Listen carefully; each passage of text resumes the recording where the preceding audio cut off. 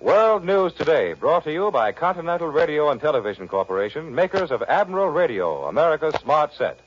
CBS correspondents are waiting to bring you a complete report from the world's political and battlefronts. But first, here's John Daly. Admiral Radio takes you at once to CBS Algiers. Charles Cullingwood reporting. Algiers is a beautiful city. To the thousands of British and American troops here, it is a vast showplace with everything in it fascinating and exciting and different. It's not like any city these boys have ever known. In the central section of the town, the buildings are modern. They're big white buildings, half European, half Muslim in architecture, with minarets and lattice works and gay colored tiles. Through the streets, there walks a constant, colorful procession. Arabs in their red fezzes and baggy native dress, barefoot Muslim women with only their eyes showing above their white veils. And through it all stroll American soldiers, hundreds of them, their eyes wide open, taking it all in. I stopped on a street corner this afternoon to talk to a couple of them. One of them shook his head. "I've never seen anything like this except in pictures," he said. And the other one looked at him and said, "I've never seen anything like this, period." And then both of them stopped talking to shake hands with some young Frenchmen who just wanted to come up and let them know that they were glad that the Americans were here. Up in the native quarter, the Kasbah, as they call it, piled up on the hill, house above house, the scene is even stranger. The Kasbah is another city, a city within a city, full of little houses and twisting narrow streets that run steeply up the hill. By day, it is crowded and picturesque. By night, it is silent and mysterious. I got lost up there last night. There was no soul to be seen, only the green eyes of cats gleaming in the night, and the feeling that behind the closed doors and shuttered windows, there were eyes watching you pass. This, then, is the Algiers that American troops are sightseeing in and working in today. It's a friendly city. In the week that we have been here, we've turned the civil administration back to the French. The French are running the city now. We are their guests. That is the way we try to act, and that is the way they treat us. We are honored guests. The French are doing everything they can to help us. You can't even ask your way in Algiers without 3 or 4 people jumping on the running board of your car and taking you there themselves. And this broadcast, if it hadn't been for the heroic efforts of the French officials who operate Radio Algiers, it would never have got out. And we don't even know now whether it is going out. I'm broadcasting tonight from a tiny, bare little hotel room. It's the only place we could find. There's a French engineer here who presides over a portable outfit that he brought in here yesterday. He's doing 4 things at once, and he's been doing it for hours. If we get on the air, and I say again, I don't know whether we are, it's because of these Frenchmen of Radio Algiers who have surmounted 1,000 difficulties to help us. So today, Algiers lies white and gleaming under the African sun. It's a happy city. A good deal happier, I think, than before we came. But this is a military operation we're engaged in here, and there are a lot of soldiers in Algiers who don't have time to look at the sights. When the Americans took Algiers, they laid a stepping stone. Now the British First Army is here, and the First Army is beginning to step. General Anderson said yesterday that the job of his First Army was to kick Rommel in the pants, and he means to do it. It's going to be a hard job. General Anderson knows it, and the First Army knows it too. They have vast distances to cover, and they've got to cover them fast. The Germans are trying to consolidate in Tunisia, and they're trying to throw up a barrier between this First Army of General Anderson and the 8th Army of General Montgomery. So far, the Germans have landed what they call here a considerable air force in Tunisia. They've also landed some ground troops, and they're pouring in more, both ground and air, just as fast as they can. It's the job of the First Army to get there before the Germans can be strong, and the First Army is racing just as fast as it can. So far, the advance is a matter of seizing ports and airfields like the one at Bone and leapfrogging from them toward the enemy. any day now, the main body of the First Army will begin to roll. And when it does, its advance will be rapid and spectacular. This is Charles Collingwood in Algiers, returning you to CBS in New York. And now for more news of the whole North African and Mediterranean area, Admiral Radio takes you to CBS London. Bob Trout reporting. In London, just as in the United States, everyone is trying to keep up with the swiftly moving military and political events in the Mediterranean theater. In the rush, it's hard to fit the details into their places in the right perspective, and meanwhile, other news events which would usually be big news are lost in the shuffle. Here in London, we've been listening constantly to Radio Morocco and to Algiers. The political situation down that way is obviously still very, very difficult. In London, the strange case of Darlan looks not one bit less strange tonight. On the military side, all seems to be well, but of course, the hardest times are still ahead. The statement from number 10 Downing Street this evening says that 13 U-boats have been destroyed in the fighting off French North Africa, while Rommel's total losses by casualties and capture to date are now estimated by General Alexander as 75,000 Germans and Italians. We heard Radio Morocco, in American hands, say today that American troops crossed the Tunisian frontier last night and that they are making rapid progress toward the cities of Bizerta and Tunis. We've heard since then from Algiers that British and American reconnaissance parties have penetrated across the border into Tunisia, seeking the best way through the passes for the First Army, which is advancing as fast as possible. Apparently, most of General Anderson's British First Army is still on the Algerian side of that frontier, moving ahead on land, sea, and air as one unit. The British Broadcasting Corporation's observer with the First Army says that General Anderson describes the capture of the Bone airfield as a good example of British-American cooperation. This Bone airfield was taken by British parachute troops with a few Americans, all carried by American pilots in American planes. Simultaneously, the Royal Navy landed a mixed body of commandos. General Anderson said to this BBC observer, "A long period of strain, very hard living and hard fighting faces us. This is no picnic." Some of the American parachute troops in action in this theater are the ones who flew direct from Britain, led by their Colonel Edson Raff.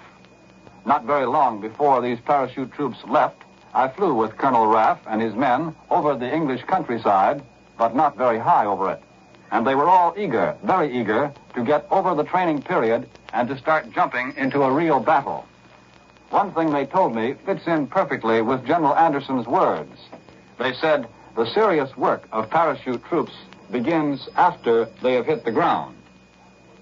The capture of Bone Airfield has provided a first-class base for the Royal Air Force. Many of the British pilots flying from Bone got their experience flying from Britain in sweeps over northern France, and now they're knocking down the Axis planes on another front. On the other side of Tunisia, Britain's Malta-based aircraft are taking part in the battle by attacking the enemy-held airfield at Tunis. And the Royal Air Force twin-engine fighters from Malta have made another successful low-level attack on this Tunis field. In a moment or two, we shall hear from General Alexander's zone of the Mediterranean, where the British 8th Army is scarcely more than 200 miles along the coastal road from the Axis base of Benghazi. But in the few moments remaining to me in London, let me see if I can explain a little bit more in this period about the political situation which I was telling you about. Last night, CBS was able to bring you the first American broadcast from French North Africa since the landings. In it, Columbia's correspondent Charles Collingwood told us that the political situation is indeed still difficult. There's great allegiance to the established doctrine of Marshal Pétain. That is why, said Mr. Collingwood, Darlan's appointment as head of the government has been so well received in French North Africa, because Darlan is so closely connected with Pétain.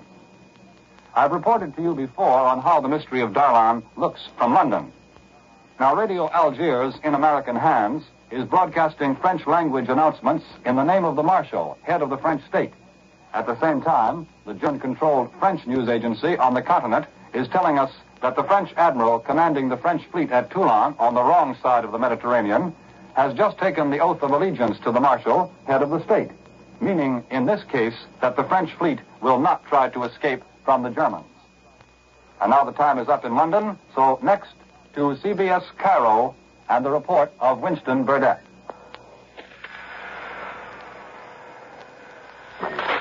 وكان يخطب مؤتمرا دوليا فقال ينبغي أن نطرح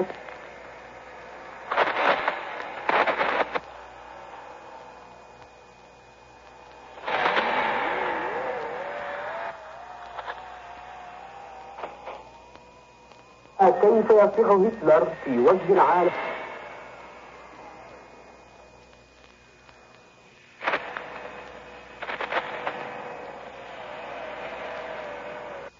We regret that technical difficulties have made it impossible for us to get the report of Winston Burdett from Cairo, but here in the CBS World News headquarters we have the latest press dispatches which say that RAF fighters shot down at least 7 Axis planes and damaged many more between Tunis and Sicily yesterday, raising their bag to 20 in 3 days of assaults on the enemy's North African transport shuttle route, and meanwhile the British land forces in Libya drove within 180 miles of Benghazi in pursuit of the shattered Africa Corps. An official announcement said that most of the latest Axis ferry planes, which of course are headed for Tunis, have been knocked down, and there is a report that these transports, when attacked, give off a great concentration of fire, indicating that they are carrying German troops packing Tommy guns. The first attack was made at 10:15 a.m. yesterday when RAF fighters caught up with a flight of 35 of these transports, covered by 12 Nazi Messerschmitt fighters off Cap Bon in Tunisia. At 12:45, they pounced on another formation, and they have been attacking these formations all day long. Pursuit of Marshal Erwin Rommel's hapless desert troops, meanwhile, reached the eastern side of the Libyan hump at Tamimi, some 180 airline miles from Benghazi. The British 8th Army is pounding its way on to one of the greatest victories of this war. Some hundreds of miles to the north in Russia, the latest German attempts to break through to the Volga in northern Stalingrad met with some initial successes, but the Red Army, in some of the heaviest fighting in recent weeks, cut off a Nazi wedge in the factory district and went on to smash attack after attack. The Germans threw masses of infantry heavily supported by tanks at a narrow sector which was only about 700 to 800 feet in width. After hours of fighting, this force broke through on one street, but Soviet counterattacks closed the gap before the Nazis could pour through. The Nazis are making what may well be their last try before winter forces them to retire. In the central Caucasus near Nalchik and on the Black Sea coast front above Tuapse, the Russians are improving their positions generally. If Hitler hoped to cover Nazi reverses in North Africa with successes in Russia, he has failed once again. Even the German High Command communique today obliquely admits that the Red Army is holding its own all over Russia. And now, here is a message from our sponsor. Only a few months ago, a flying fortress flown by Captain Parcell and his crew of United States Army Air Force men was over the Philippines. Inside the plane, these commands were heard. Bombardier. Bombardier reporting, sir. Nearing target. Take over. 1 degree to left. Hold on course. Bomb bay is open. Bomb bay's open. Bombs away.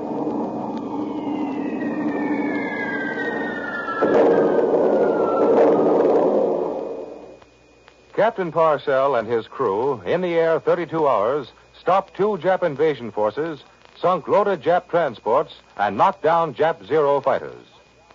Such men deserve the best possible equipment, as much of it as they can use.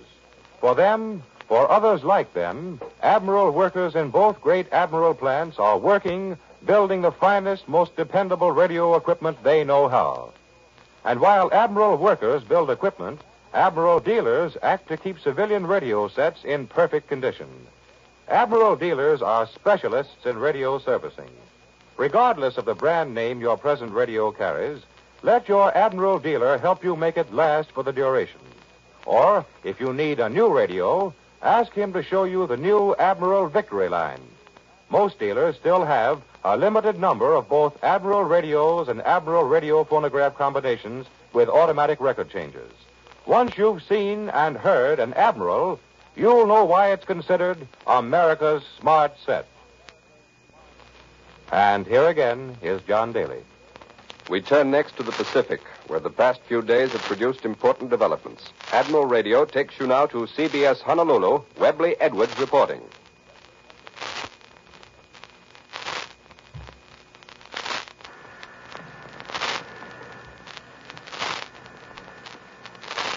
On the night of November 12th, last Friday night, East Longitude time, a series of naval engagements began between forces of the United States Navy and the Japs.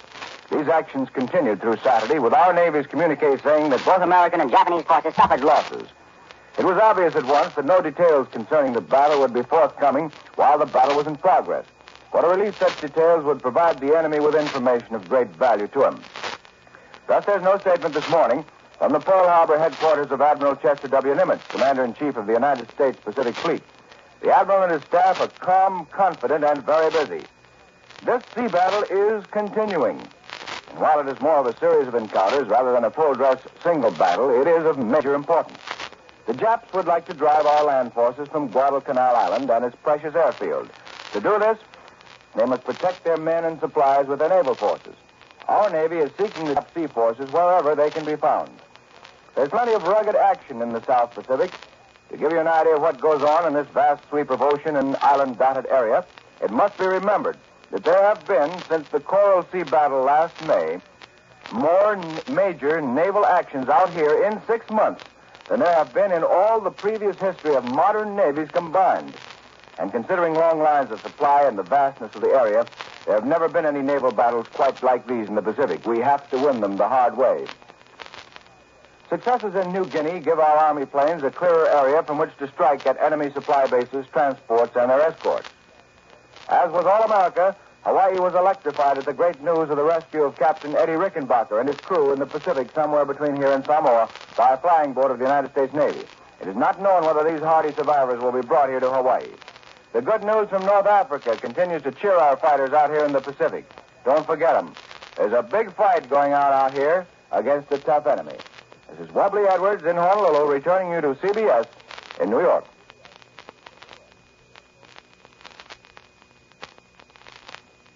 Here at home, there has been considerable confusion over the political implications of the occupation of French North Africa, as there has been in London, particularly in regard to the status of Admiral Darlan, former French Commander-in-Chief. Washington has further news on that. So Admiral Radio takes you now to CBS Washington, Lee White reporting. There's been no War Department communique so far on developments in North Africa, but it's reasonably certain that American forces are now attacking or about to attack the German-held airdromes and other strong points in the vicinity of Bizerte and Tunis. There's reason to believe there are about 10,000 German troops in Tunisia, and that more are coming in as fast as they can be ferried across the Mediterranean from Sicily.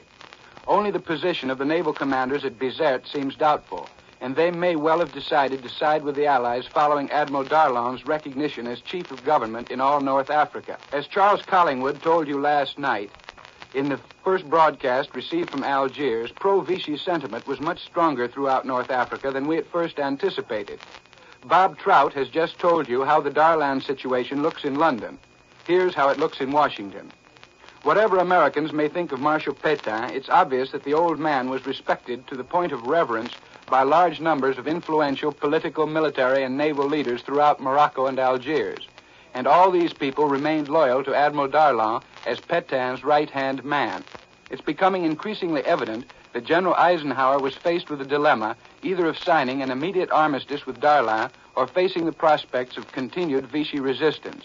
He seems to have chosen the former alternative for two reasons. First, in order to avoid useless bloodshed and the necessity of wasting 50 or 60,000 American fighting men in policing unfriendly territory, and second, in order to be able to enter Tunisia as soon as possible. Morocco and Algiers were pacified several days ahead of schedule, and now, thanks to our agreement with Darlan, complete order reigns, and it's possible for our army to go ahead with the investment of Tunisia without wasting a single moment of very valuable time. Tunisia is the keystone to our occupation of the African coast of the Mediterranean. And now here's Columbia's military expert, Major George Fielding Elliott, with an analysis of the situation in the South Pacific. The Japanese appear to be making a renewed attempt to establish naval control of the waters around the embattled island of Guadalcanal. What success they are having, if any, is as yet uncertain. It is quite possible that they may be beaten off once more. But even if they are, we should understand that they will keep coming back and keep trying until they are finally deprived of the means of doing so, which means deprived of the basis from which such attacks can be launched. In other words, there is no victory to be chalked up for us in this part of the world until we have taken all the Japanese bases on New Guinea and New Britain, as well as their remaining footholds in the Solomons. And to do this, we must gain command of the sea so that we can move troop ships. If all this can be accomplished, we shall then have 600 miles of open sea between us and the next nearest Japanese bases in the Caroline Islands, and we can consolidate our positions for further operations. It will then take a major Japanese effort to get at us, while we shall have excellent new submarine bases for attacks on Japan's vital overseas communications. But as long as the Japanese remain close at hand, as they are now, with the support of their big advanced base at Rabaul, making possible the continuing assembling of effort, the hit down the long line into the Solomons, we shall have no rest on Guadalcanal. The Japanese will not give us any.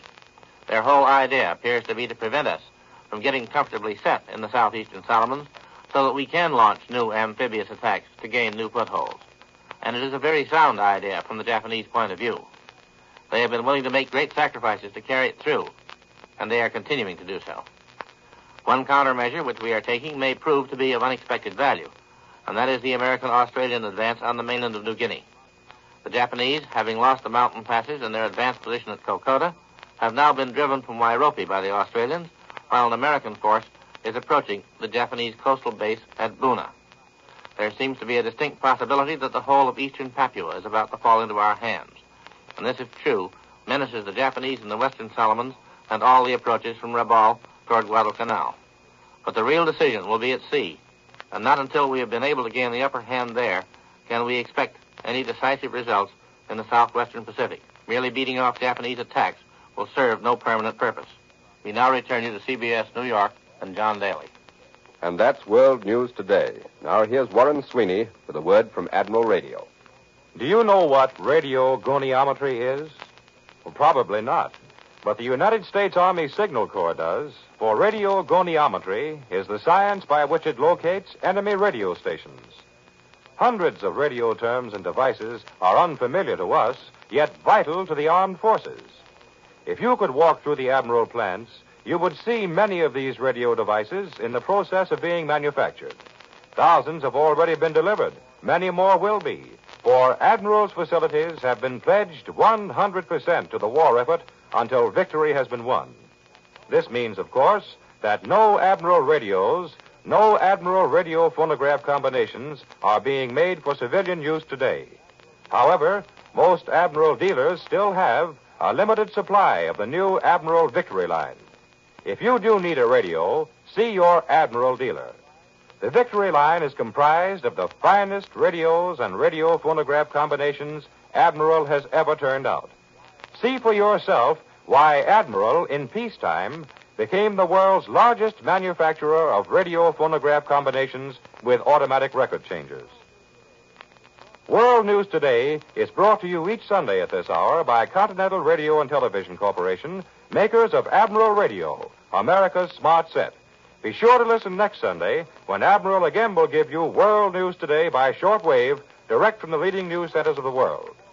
Americans, this war is a matter of life or death. Don't pull your punches. If you've not already signed up for 10% in war bonds on the payroll savings plan, sign up now. This is the Columbia Broadcasting System. The WBBM Air Theater, Wrigley Building, Chicago.